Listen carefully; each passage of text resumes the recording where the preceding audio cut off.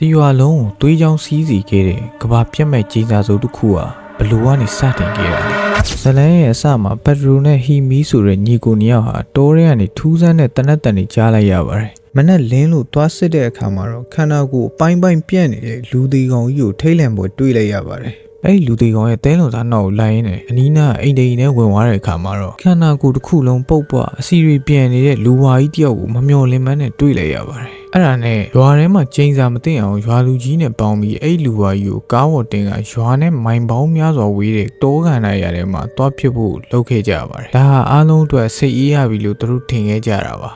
ဒါပေမဲ့မိုင်း100ကျော်လောက်မောင်းပြီးတော့နားကိုကားဝတ်ဆင်းတဲ့အချိန်မှာလူဝါကြီးကတဲလုံးစာမရှိဘဲနဲ့ပျောက်ဆုံးသွားခဲ့ပါတယ်အဲ့ချိန်ကစပြီးသူတို့ရွာစီကိုဘယ်သူမှတားဆီးလို့မရတဲ့ငရဲမီးကစတင်ကူးစက်ပါတော့တယ်ဒီမကောင်းဆိုးဝါးကျိန်စာရဲ့အဓိကစီကံကမကောင်းဆိုးဝါးနဲ့ပတ်သက်တာမှန်သမျှကိုဘာလန်းနဲ့မှတိုက်ခိုက်လို့မရဘူးဆိုပြီးတေချာတားမြင်ထားတာပါဒီစီကံချက်ကိုတေချာမသိတဲ့ရွာသူကြီးကကျိန်စာမိနေတဲ့စိတ်ကိုတက်ပြစ်ဖို့ကြိုးစားပါတော့တယ်သူ့မိမကဘလူပဲတားနေ